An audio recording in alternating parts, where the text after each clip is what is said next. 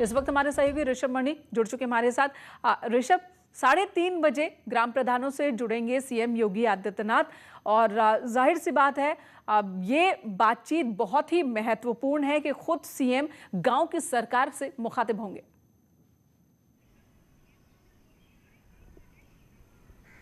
जी देखिए, अभी हाल ही में ग्राम प्रधान जीत के आए हैं तो खुद मुख्यमंत्री उनको एहसास करवाना चाहते हैं कि इस जीत के साथ ही साथ उनकी जिम्मेदारी भी बढ़ जाती है, क्योंकि ग्राम सभाओं ग्राम पंचायतों की हम बात करें तो लोकतंत्र की सबसे छोटी यूनिट है, लेकिन सबसे अहम है।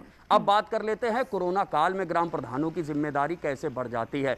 चूंकि गांव तक कोरोना के फैलने की खबरें आ रही हैं, खुद मुख्यमंत्री योगी लगातार दौरे कर रहे हैं, समीक्षा कर रहे हैं, तो ऐसे में ग्राम प्रधानों की जिम्मेदारी बन जाती है कि वो अपने गांव के लोगों को किस तरह से जागरूक करें और कोरोना की इस लड़ाई को और मजबूत करें। क्योंकि कई गांवों से इस तरह की खबर आ रही थी कि लोग वैक्सीनेशन से इनकार कर रहे हैं, वैक्सीनेशन को लेकर के तमाम तरह की अफवाहें हैं, उनके मन में तमाम चीज़ें चल रही हैं। तो जब खुद मुख्यमंत्री योगी इन ग्राम प्रधानों से मुखातिब होंगे, जब उनको ये विश्वास दिलाएंगे कि नहीं, ये कोरोना की बड़ी लड़ाई है, सरकार उनके साथ है, पूरा सिस्टम उनके साथ है, सारी तैयारियां पूरी कर ली गई हैं, ग्राम प्रधानों की जिम्मेदारी इतनी ज़रूर बन जाती है कि वो अपने गाँव वालों को खुद इस चीज़ पर आश्वस्त करें कि सरकार की जो पॉलिसी है, जो चीज़ें मुहैया कराई जा रही है, वो उसके साथ रहें, तभी कोरोना की इस बड़ी लड़ाई को हम जीत सकते हैं। तो एक मैसेज देने की जरूर कोशिश की जाएगी कि आपकी भी जिम्मेदारी है। ठीक है, सरकार और सिस्टम अपनी कोशिशें जरूर कर रहा है,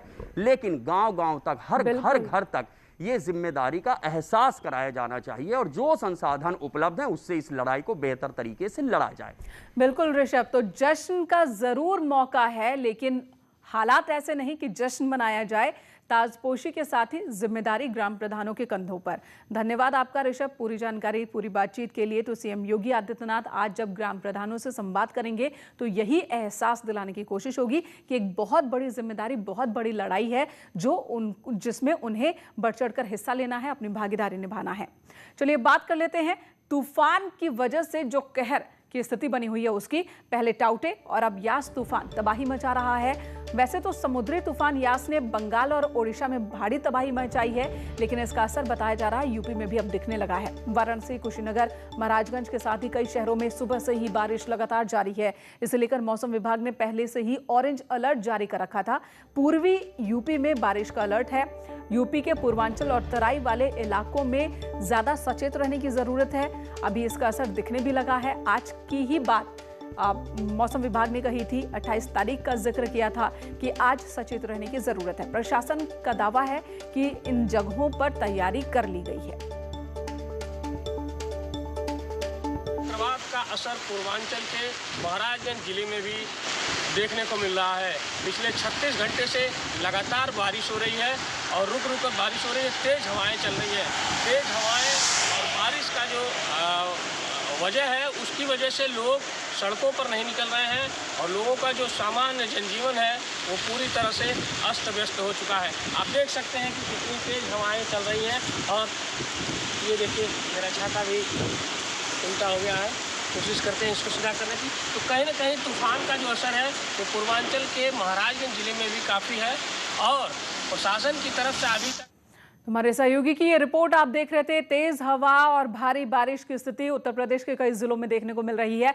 बड़ी खबर, अलीगढ़ में 7 लोगों की मौत के मामले में सीएम योगी आदित्यनाथ ने संज्ञान लिया है। इस मामले का आबकारी गृह विभाग के अधिकारी तलब किए गए हैं। दोषियों पर एनएसए लगाने के निर्देश सीएम ने दिए और सरकारी ठेके से बिकी शराब तो सीज होगी शराब की ये दुकान। 2 दुकानों के खिलाफ पहले ही कार्रवाई की गई है। दोषियों की संपत्ति जब्त कर नीलामी होगी और उससे मृतकों के परिजनों की क्षतिपूर्ति की जाएगी। अगर सरकारी ठेके से शराब की बिक्री हुई है तो ठेका सीज किया जाएगा। सीएम योगी आदित्यनाथ ने संज्ञान लिया इस पूरे मसले का। अनामिका सिंह हमारी सहयोगी इस वक्त हमारे साथ मौजूद है।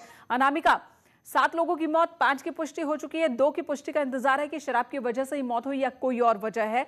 सीएम ने संज्ञान लिया है और क्या निर्देश के आदेश सीएम की ओर से? और देखिए, अलीगढ़ में इतना बड़ा जो हादसा हुआ है उसके बाद मुख्यमंत्री योगी आदित्यनाथ ने संज्ञान लेते हुए सख्ती दिखाई है और यहाँ पे आबकारी विभाग और गृह विभाग के अधिकारियों को तलब किया गया है। साथ ही ये भी कहा गया है कि जो दोषी हैं उनके खिलाफ सख्त कार्रवाई की जाए और कार्रवाई के तौर पे अगर बात की जाए तो दोषियों पर एनएसए लगेगा।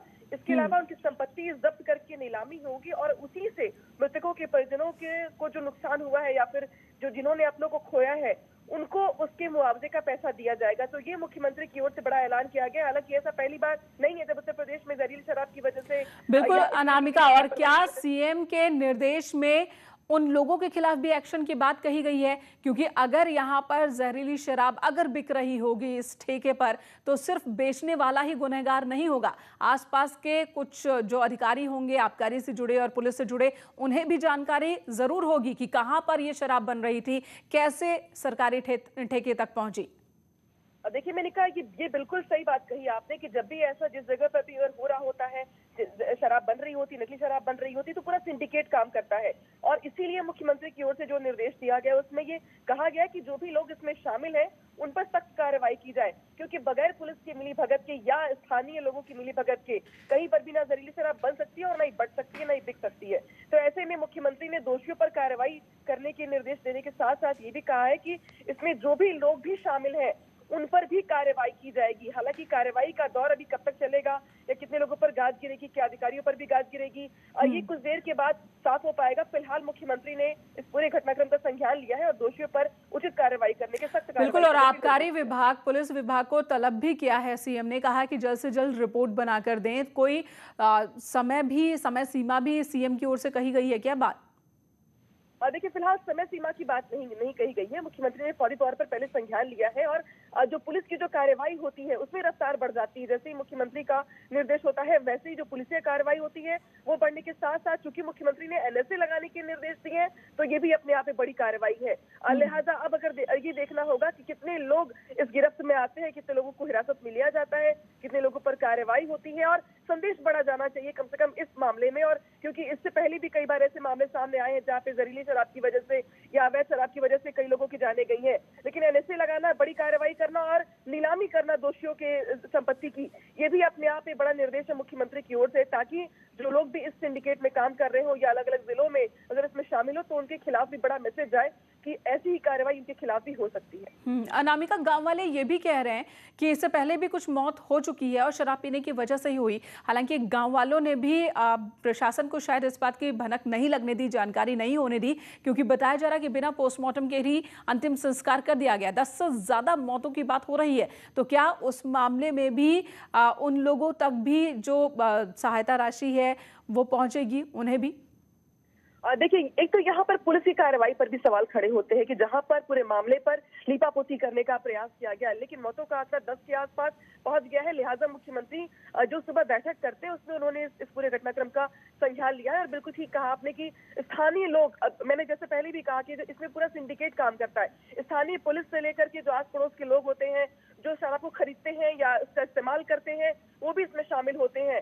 लिहाजा किसी एक व्यक्ति के या किसी एक दोषी के बस की बात नहीं है। और इसीलिए मुख्यमंत्री की ओर से जो कहा गया है वो ये कहा गया है कि जो भी लोग इसमें दोषी हैं, फिर चाहे वो संरक्षण देने वाले हो या बनाने वाले हो या बेचने वाले हो, उन सब पर कार्रवाई की जाएगी। बिल्कुल अनामिका, लेकिन एक बड़ा सवाल ये बना हुआ है कि ये तो अलीगढ़ का मसला है, इससे पहले भी अलग अलग जगहों पर इस तरह की चीजें आती रही हैं, जबकि लगातार अभियान चल रहा है जहरीली शराब के खिलाफ और जो गलत तरीके से शराब बनाई जाती है उसके खिलाफ। बावजूद इसके टुकड़े टुकड़े में ऐसे मामले सामने आते रहते हैं, एक्शन होता है, कार्रवाई होती है, लेकिन टुकड़े टुकड़े में। क्या वजह है कि पूरी तरह से ये समस्या खत्म नहीं हो पा रही? देखिए, मैंने कहा पहली बात तो ये यहाँ पर कि इसके पहले आपको याद होगा कि चाहे बात हम इटावा की करें, बाराबंकी की करें, गोरखपुर की करें, बहुत सारे जिलों से ऐसी पहले भी खबरें आती रही हैं जहाँ पर अवैध शराब की वजह से, जहरीली शराब की वजह से लोगों की जानें गई हैं। और ये भी दावा किया जाता रहा है पुलिस की ओर से कि इसी लॉकडाउन में बहुत सारे छापेमारी भी किए गए, बहुत सारे जो अवैध शराब के कारोबारी हैं उन पर कार्रवाई की गई, संपत्ति जब्त की गई। लेकिन इसका दूसरा बड़ा कारण ये है कि लोग ये सोचते हैं कि जो शराब, अवैध शराब होती है, कच्ची शराब जो होती है वो सस्ती मिलती है, लोगों को इजिली अवेलेबल हो जाती है। ग्रामीण क्षेत्रों में इनकी छोटी छोटी भट्टियां होती हैं जो गांव के भीतर ही लगती हैं और गांव के लोग इसका इस्तेमाल करते हैं। लेकिन और शायद यही वजह है कि जो लोकल पुलिस होती है वहां पर उसमें भी उनके संरक्षण देने की बात सामने आती रही है इसके पहले भी, क्योंकि बगैर संरक्षण के ये संभव ही नहीं है। और इसी वजह से जब बड़ी बड़ी कार्रवाइयां होती है उस बीच में ये छोटे छोटे जो कारोबारी होते हैं या छोटे छोटे जो सिंडिकेट वाले लोग होते हैं वो बच जाते हैं। और इसीलिए किस्तों में ऐसी खबरें सामने आती हैं। हालांकि सरकार की ओर से बार बार ये दावा किया जा रहा है और पुलिस की ओर से भी ये दावा किया जाता रहा कि लॉकडाउन में भी सरकार का ये अभियान चलता रहा और अवैध शराब बनाने वालों पर सरकार ने जमकर कार्रवाई की।